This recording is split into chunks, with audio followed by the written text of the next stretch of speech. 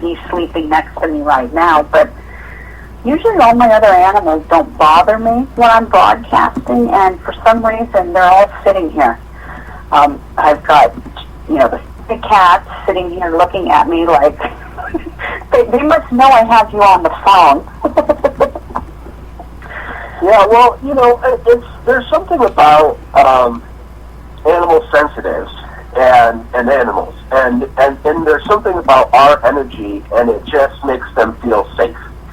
Like, when I was living in Florida, and I was on the pier in St. Pete, I walked up to a pelican, and I was petting the pelican, and people were taking pictures, and then people wanted to pet the pelican.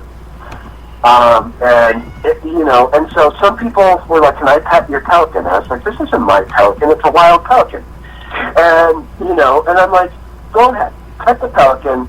So they pet the pelican, and then it became an obsession. So then I had to guard the pelican, because now he started to turn around and, like, sniff at people. And I said, "Do you guys see that, like, hook at the end has beached?"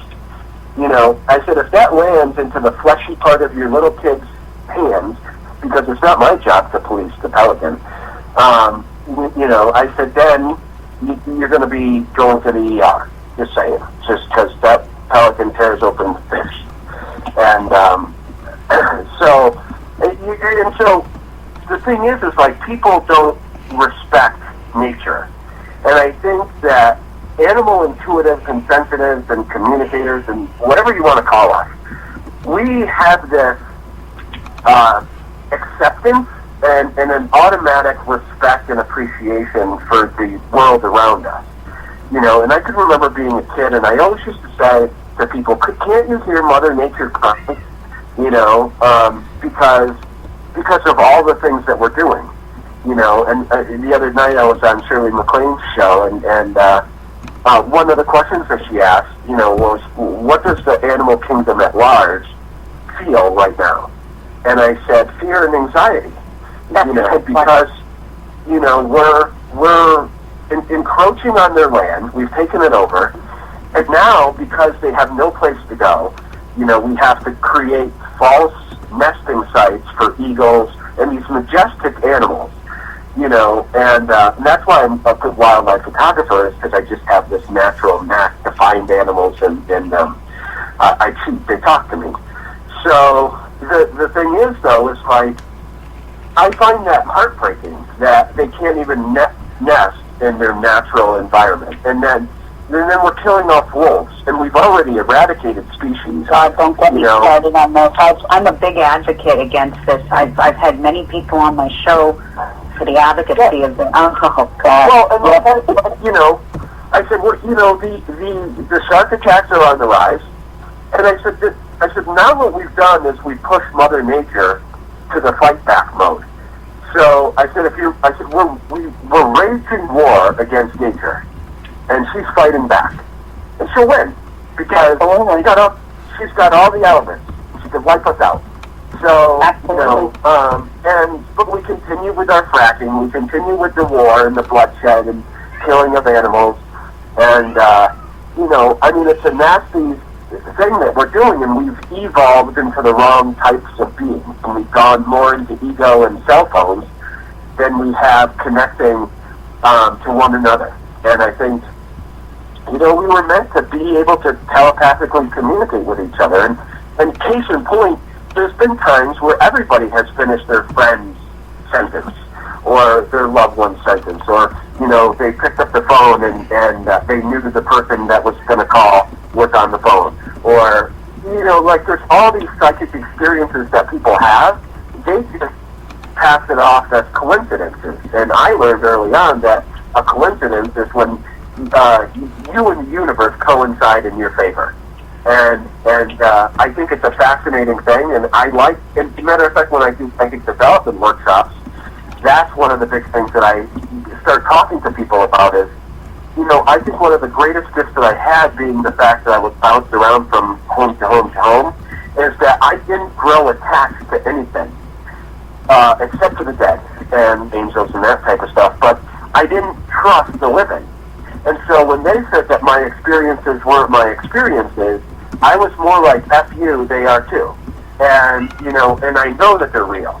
Whereas everybody else, I think, was able to be conditioned away from that ability. Like they got to a point where their imaginary friends just sort of dissipated. And because they reached an age where that was supposed to happen.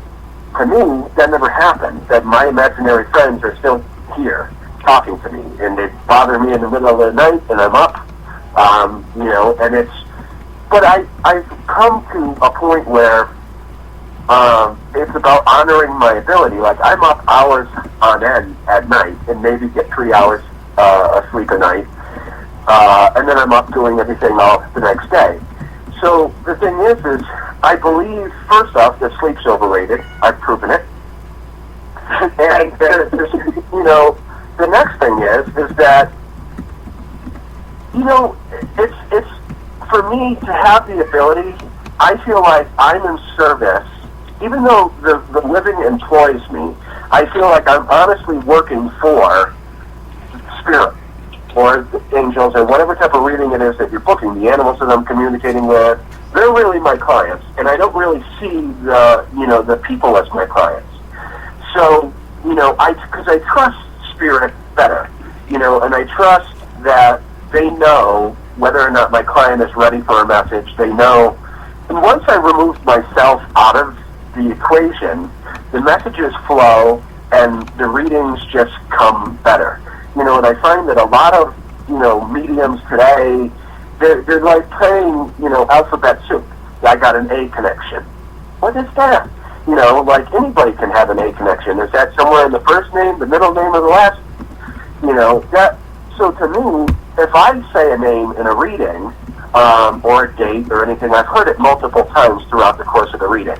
And, and usually I'm talking directly to a person. It's not, I never just toss out when I'm doing a gallery, oh, by the way, I got an A connection. And so I think with whether I do a group reading with animals or if I'm doing something with people, I think that it becomes more intimate, me and the people that I'm talking to as well as the spirits, and being that I see them, it's a totally different thing, I guess. But yeah, the animals definitely sense. And I think psychics by nature tend to attract, because our energy is just different, so it's just safe. We're safe, we're of the light, we're doing different work, and therefore we're trusted. I have a wolf dog, and he's like 98% wolf. And, he's an awesome, we call him Avalok. He's gorgeous, but it's just the natural. And when I picked him up, he was a little puppy, and I met some lady down past Albuquerque, and I got him, but she was holding him like a baby, which was weird. And then, because we always try to humanize our pets. I think that's the worst thing we can do. We start saying, we start projecting things onto our pets, and we give them personalities, and all this other, and we give them a backstory. Well, she's holding them, and he's leaning towards me like a baby would to like a dad that maybe you wanted to go from mom to dad. And so naturally, I took him, and then he was perfectly fine, and we went into Tractor Supply and walked around, and people asked what kind of dog he was, and I was like, he's a wolf. And then they were like, why'd you take him from his mom? And I was like, who said I did? Where do you come up with these things? So, and I'm an advocate for wolf dogs. I think, first off, they're going to be here. They're here now, but I think it's not like, because you have to, I think with any pet, you have to understand the animal that you're getting. Whether it's a dog, it's a cat, it's a different breed of a dog. A pit bull is different than, a chihuahua.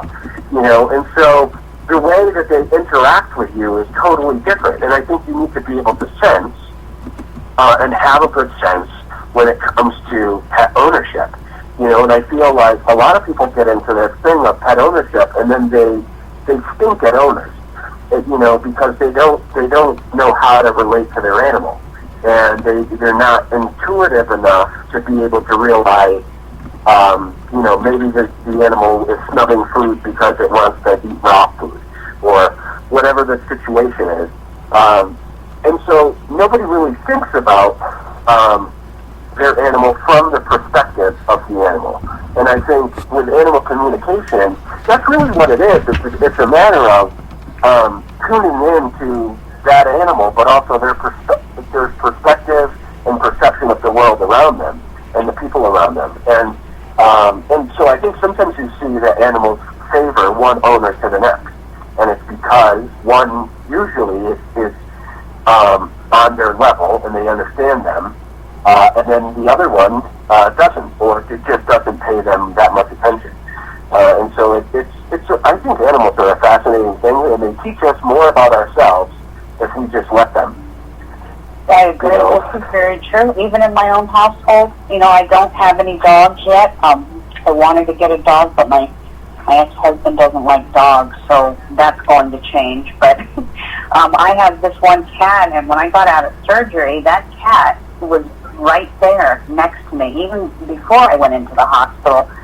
If I would have just listened to my cat, I know that sounds insane, and I know people in the chat room are going to think I'm completely crazy, but my cat, the night before I went into the hospital, would not leave me alone. I mean, more than normal. I mean, he doesn't leave me alone anyway, but this was more than normal, and he kept sitting on my side.